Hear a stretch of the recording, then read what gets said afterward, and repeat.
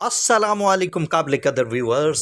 اس وقت اسلام آباد بار ایسوسی ایشن کے واجد گیلانی ہال میں ایک اہم ترین اجلاس ہو رہا ہے. یہ اجلاس جس میں چیف گیسٹ جناب شوکت عزیز صدیقی سابق جسٹس اسلام آباد ہائی کورٹ خطاب فرما رہے ہیں. تو دوستو آئیے آپ کو اس خطاب کی طرف لے چلتے ہیں اور آپ کو سناتے ہیں ان کا یہ مارکۃ الآراء خطاب. پاکستان میں فوج اور عدلیہ کے درمیان ایک الائنس ہے اور یہ الائنس جسٹس منیر اور جنرل ایوب کے وقت سے شروع ہوا. اور ایک بات ذہن میں رکھیں، جب بھی کسی معاشرے میں کسی فرد کو ناگزیر سمجھ کر سینئرٹی کے اصول کو پامال کیا جائے گا یا اس کو توسیع دی جائے گی تو یہ ہو ہی نہیں سکتا کہ وہ توسیع دیے جانے والا شخص یا سینئرٹی کے اصول کو پامال کر کے آگے لانے والا شخص وہ جو ہے آئین سے روگردانی نہ کرے. یہ ہو ہی نہیں سکتا. جنرل ایوب کو 3 دفعہ ایکسٹینشن دی گئی اور جسٹس منیر کو out of term chief justice بنایا گیا. یہ گیو اینڈ ٹیک اس وقت سے شروع ہوا اور جسٹس ارشاد حسن خان سے لے کر پرویز مشرف تک سامنے جاری رہا. ایک پاکستان کی ہسٹری میں ایک فیصلہ نہیں ہے. شعیب شاہین صاحب، ہارون صاحب، یہ باقی قائدین، میرے بڑے بھائی قاضی رفیع الدین صاحب یہاں پہ بیٹھے، ایک فیصلہ نہیں ہے جو کسی فوجی عامر کے خلاف ہو اس کی موجودگی میں. ایک فیصلہ نہیں ہے. اور اس کے مقابلے میں آپ دیکھیں سویلین حکمرانوں کے خلاف فیصلوں کی ایک لاتعداد آپ کو مل سکتی ہے. یہ کیا ہے؟ یہ وہ میں لفظ نہیں استعمال کرنا چاہتا لیکن یہ امر واقعہ ہے. یہ پچھلے دنوں کچھ فیصلے ہوئے تو مجھے ایک صاحب نے کہا کہ عدلیہ نے تو جی بڑی آزادی کا مظاہرہ کیا، بڑا زبردست فیصلہ کیا. میں کہا میں اپنی عدلیہ کو اس وقت آزاد مانوں گا جب پنڈی والے کوئی فیصلہ چاہ رہے ہوں گے اور سپریم کورٹ وہ فیصلہ نہیں دے. یہ ہے عدلیہ کی آزادی.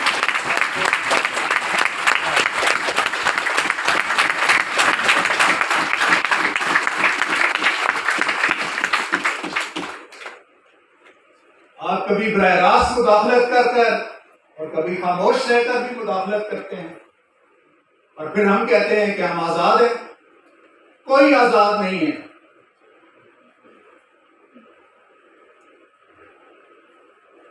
قرآن کیا کہتا ہے آپ سے؟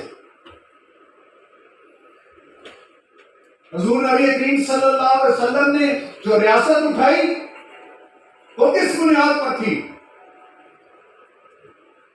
کسی گورے کو کسی کالے پر کوئی ترجیح نہیں، کسی امیر کو کسی غریب پر کوئی ترجیح نہیں، کسی ایک قبیلے والے کو دوسرے قبیلے والے پر کوئی ترجیح نہیں. اور جب عدل کی بات آئے گی تو آپ قسم کھا کر کہتے ہیں کہ یہ اس فاطمہ کی بات کرتے ہو، اس کے بارے میں سفارش کرتے ہو، خدا کی قسم یہاں فاطمہ بنت محمد کی ہوتی تو میں یہی فیصلہ کرتا. یہ ہے عدل. کمال ہو گیا کہ آپ نے خود اسپیشل عدالت بنائی، اس نے ہائی ٹرین کے کیس میں پرویز مشرف کو سزا دی. آپ کی ایک غیر متعلقہ ہائی کورٹ کے 3 جج بیٹھ کر اس عدالت کے خلاف فیصلہ دیتے ہیں اور وہ فیصلے کے خلاف اپیل آج تک آپ کے پاس پینڈنگ ہے اور ان جج صاحبان کو آپ ترقی دے کر سپریم کورٹ لے جاتے ہیں. شرم آنی چاہیے. جس جج کے خلاف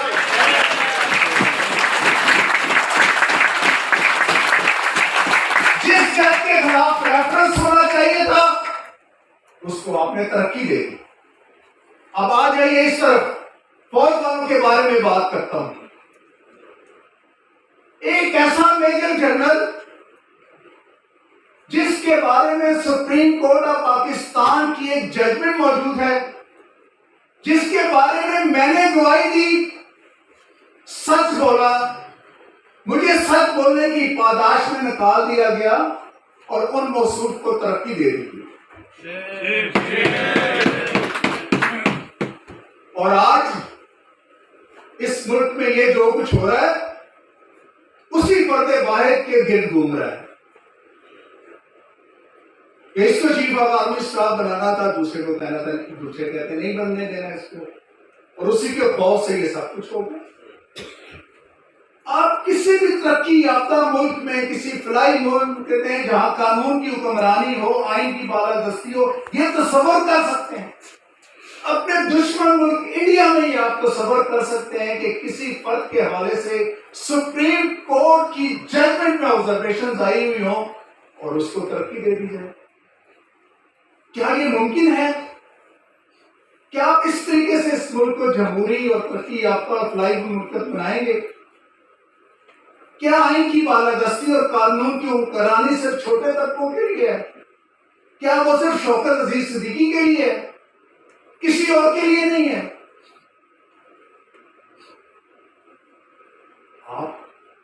جب یہ آپ کے معیار ہوں گے، جب آپ کا ترازو زور آور کے حق میں جھکے گا،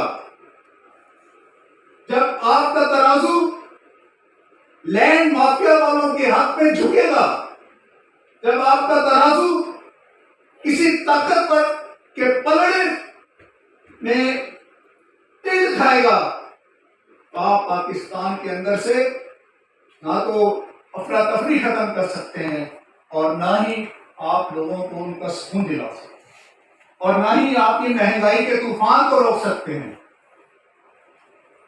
ہمیں تو یہ بتایا گیا کہ پاکستان ایک آزاد فلاحی مملکت ہے. ہم کتنے آزاد ہیں؟ ہم اپنے اسٹیٹ بینک کا گورنر اپنی مرضی سے نہیں لگا سکتے. ہم کتنے آزاد ہیں کہ ہم اپنا بجٹ خود نہیں بنا سکتے. ہم کتنے آزاد ہیں کہ ہم اپنے ٹیکس خود نہیں لگا سکتے. ہم کتنے آزاد ہیں کہ ہم یہاں پر اجناس کی قیمتیں خود مقرر نہیں کر سکتے. ہم کتنے آزاد ہیں کہ یہاں پر ہم اپنے فیصلے اپنی مرضی سے نہیں کر سکتے. اور میں اس موقع پر مجھے اندازہ ہو رہا ہے کہ بجلی بھی جا چکی ہے اور گرمی بھی ہے اور بات بھی لمبی ہو رہی ہے. مجھے اس بات کا اندازہ ہے کہ ہم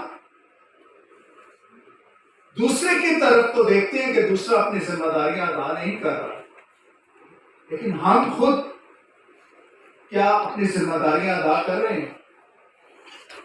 ہم پارلیمنٹ کی بالادستی کے لیے ساری زندگی ہم نے آزاد عدلیہ کے لیے ساری جدوجہد کر، لیکن کیا پارلیمنٹ خود بھی بالادست ہونا چاہتی ہے؟ کیا عدلیہ خود بھی آزاد ہونا چاہتی ہے؟ یہ ایک بہت بڑا سوال ہے.